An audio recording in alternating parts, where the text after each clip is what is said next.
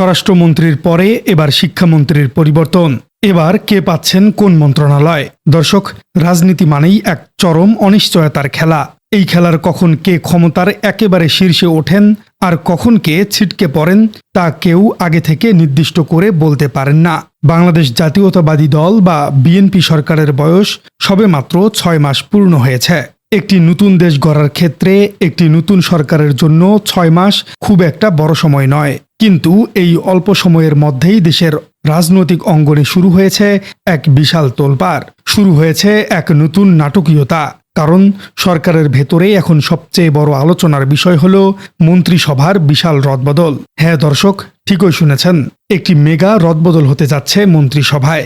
কিন্তু কারা থাকছেন এই মন্ত্রিসভায়? ইতিমধ্যেই পরিবর্তন করা হয়েছে স্বরাষ্ট্র মন্ত্রণালয়কে।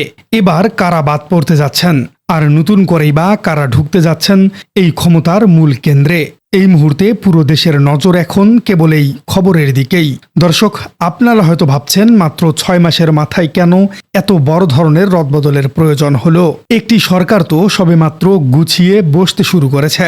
এর পেছনে রয়েছে বেশ কিছু চাঞ্চল্যকর এবং গোপন কারণ। গত বৃহস্পতিবার একটি অত্যন্ত গুরুত্বপূর্ণ বৈঠক অনুষ্ঠিত হয়।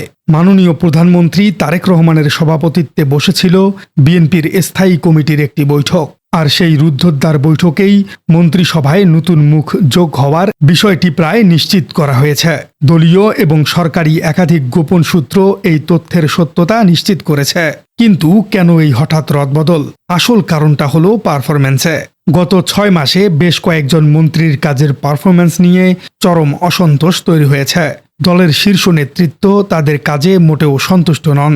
শুধু কাজ না পারাই নয়, কয়েকজন মন্ত্রীর লাগামহীন এবং বিতর্কিত বক্তব্যের কারণে খোদ সরকারের ভাবমূর্তি চরমভাবে ক্ষুণ্ণ হয়েছে। সাধারণ মানুষ যে আশা নিয়ে সরকারকে ক্ষমতায় বসিয়েছে, সেই আশার জায়গাটিতে আঘাত লেগেছে। এর পাশাপাশি যোগ হয়েছে সোশ্যাল মিডিয়া ট্রোল। বর্তমান সময়ে সামাজিক যোগাযোগ মাধ্যম অত্যন্ত শক্তিশালী একটি হাতিয়ার। সেখানে সরকারের ২-১ মন্ত্রীর ব্যক্তিগত কর্মকাণ্ড এবং উল্টাপাল্টা বক্তব্য নিয়ে রীতিমতো হাসাহাসি হচ্ছে। বিশেষ করে ঢাকার একজন প্রভাবশালী মন্ত্রী এবং উত্তরাঞ্চলের ২ জন প্রতিমন্ত্রীর কর্মকাণ্ড নিয়ে নেতিবাচক আলোচনা এখন সবার মুখে মুখে। একটি নতুন সরকার যাদের কাছে মানুষের পাহাড় সমান প্রত্যাশা, তারা কোনোভাবেই এমন বিতর্কিত মানুষের কাঁধে ভর করে চলতে পারেন না। এসব কারণেই সংশ্লিষ্ট মন্ত্রীদের ব্যাপারে প্রধানমন্ত্রী তারেক রহমান কঠোর সিদ্ধান্ত নিতে যাচ্ছেন। আর সেই কঠোর সিদ্ধান্তের প্রথম বলি হতে যাচ্ছেন দেশের বেশ কয়েকজন হেভিওয়েট মন্ত্রী। এই রদবদলের পেছনে সবচেয়ে বড় যে প্রভাবক বা অনুঘাতক হিসেবে কাজ করছে তা হলো আসন্ন রাষ্ট্রপতি নির্বাচন। আপনারা জানেন, রাষ্ট্রপতি পদে মির্জা ফখরুল ইসলাম আলমগীরের মনোনয়ন প্রায় নিশ্চিত হয়েছে। তিনি যদি দেশের রাষ্ট্রপতি হিসেবে শপথ গ্রহণ করেন, তাহলে তার হাতে থাকা বর্তমান মন্ত্রণালয়টি সম্পূর্ণ শূন্য হয়ে যাবে। মির্জা ফখরুল বর্তমানে স্থানীয় সরকার, পল্লী উন্নয়ন ও সমবায় মন্ত্রণালয়ের মতো গুরুত্বপূর্ণ একটি বিশাল মন্ত্রণালয়ের দায়িত্বে রয়েছেন। তিনি বঙ্গভবনে চলে গেলে এই বিশাল মন্ত্রণালয়ের হাল কে ধরবেন? এই প্রশ্নটি এখন রাজনীতির মাঠে সবচেয়ে বড় আলোচনার বিষয়।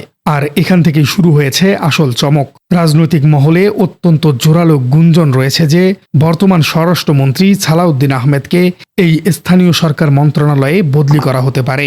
সালাউদ্দিন আহমেদ দলের অত্যন্ত বর্ষিয়ান এবং পরীক্ষিত একজন নেতা। তাকে স্থানীয় সরকার মন্ত্রণালয়ের মতো বড় জায়গায় বসানো হলে সরকারের কাজের গতি অনেক বাড়বে বলেই মনে করছেন অনেক বিশ্লেষকরা। কিন্তু এখানে তৈরি হয়েছে আরেক বিশাল রাজনৈতিক সমীকরণ। সালাউদ্দিন আহমেদ যদি সত্যি স্থানীয় সরকার মন্ত্রণালয়ে চলে যান, তাহলে স্বরাষ্ট্র মন্ত্রণালয়ের মতো সবচেয়ে স্পর্শকাতর এবং ক্ষমতার মূল কেন্দ্রে কে আসছেন? আর এখানেই এসেছে শহীদুদ্দিন চৌধুরী এনির নাম। আর এটিও প্রায় নিশ্চিত। দর্শক, শুধু স্বরাষ্ট্র বা স্থানীয় সরকার মন্ত্রণালয় নয়, রদবদলের এই বিশাল ধাক্কা লাগতে যাচ্ছে শিক্ষা মন্ত্রণালয়েও। বর্তমান শিক্ষামন্ত্রী এহসানুল হক মিলন, তার কাজের ধরন এবং দক্ষতা নিয়ে সবাই জানেন। কিন্তু গুঞ্জন উঠেছে এবার হয়তো তার দায়িত্ব বিশাল পরিবর্তন আসতে যাচ্ছে। স্বরাষ্ট্রমন্ত্রীর পরে এবার কি তাহলে সত্যি শিক্ষামন্ত্রীর পরিবর্তন হতে যাচ্ছে?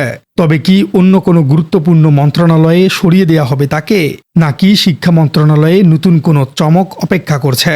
এই প্রশ্নের উত্তর জানতে আমাদের একটু সময় অপেক্ষা করতে হবে। তবে গুঞ্জন উঠেছে, শিক্ষামন্ত্রী হিসেবে আন্দালিব রহমান পার্থকে বিএনপির কিছু উচ্চ পর্যায়ের নেতা গ্রিন সিগন্যাল দিয়েছেন। ইতিমধ্যেই আন্দালিব রহমান পার্থ তারেক রহমানের অনেক বেশি আস্থাভাজনে পরিণত হয়েছেন।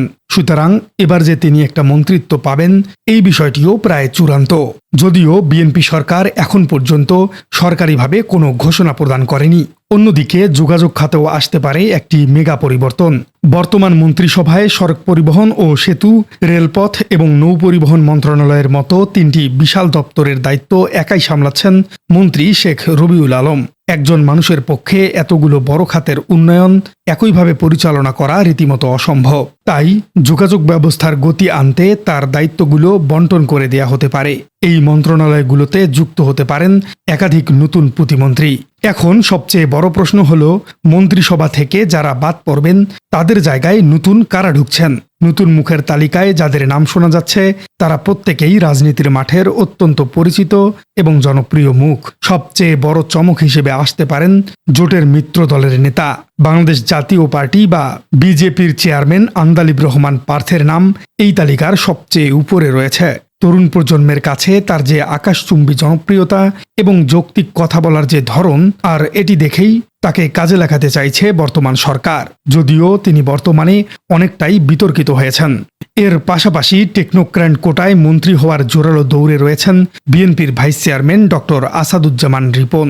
মিত্র দলের আরেক হেভিওয়েট নেতা নাগরিক ঐক্যের সভাপতি মাহমুদুর রহমান মান্নাকেও টেকনোক্র্যাট কোটায় মন্ত্রী করার আলোচনা চলছে।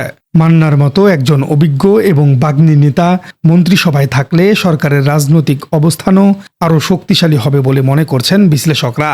এই রদবদলের সবচেয়ে আবেগঘন দিকটি হল বঞ্চিত নেতাদের মূল্যায়ন। বিগত ফেসিবাদী সরকারের আমলে যারা সবচেয়ে বেশি জুলুম সহ্য করেছেন, যারা দিনের পর দিন রাস্তায় মার খেয়েছেন, মাসের পর মাস জেল খেটেছেন, কিন্তু নতুন সরকারে কোনো প্রকার পদ পাননি, এবার তাদের দিকে নজর দিচ্ছে দলের হাইকমান্ড। এই বঞ্চিত নেতাদের মধ্যে যাদের নাম সবচেয়ে বেশি উচ্চারিত হচ্ছে তারা হলেন দলের স্থায়ী কমিটির সদস্য ডক্টর আব্দুল মঈন খান, দলের ভাইস চেয়ারম্যান শামসুজ্জামান দুদু, চেয়ারপারসনের উপদেষ্টা মোয়াজ্জেম হোসেন আলাল এবং যুগ্ম মহাসচিব হাবিবুন নবী খান সোহেল। এই নেতারা দলের চরম দুঃসময়ে কখনো হাল ছাড়েননি। তাই তাদের সেই ঘাম আর ত্যাগের মূল্যায়ন হিসেবে এবার তাদের মন্ত্রিসভায় দেখা যেতে পারে। দর্শক, রদবদলের এই আলোচনা এখন রাজনীতির প্রতিটি চায়ের আড্ডায়, প্রতিটি ড্রেসিং রুমে। মানুষের আগ্রহের কোনো কমতি নেই, কিন্তু একটি কথা আমাদের ভুলে গেলে চলবে না। রাজনৈতিক অঙ্গনে যতই আলোচনা, গুঞ্জন, সম্ভাবনার কথা থাকুক না কেন, চূড়ান্ত সিদ্ধান্ত এখনো হয়নি।